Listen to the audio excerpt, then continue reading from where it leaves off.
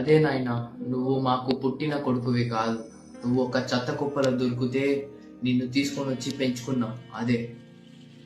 అదే నాయనా, ఇంకా నువ్వు పెద్దోడు అవుతున్నావు. నువ్వు మాకు దొరికిన పిల్లోడివి కాబట్టి నీకు ఆస్తిలో 1 రూపాయి కూడా రాదు. ఆస్తి మొత్తం మీ అన్న పెద్దన్నకే వెళ్తుంది.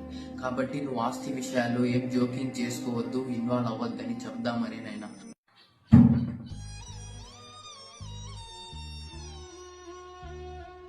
సారీ నాయనా, ఇలా చెప్పానని ఏమనుకోవద్దు.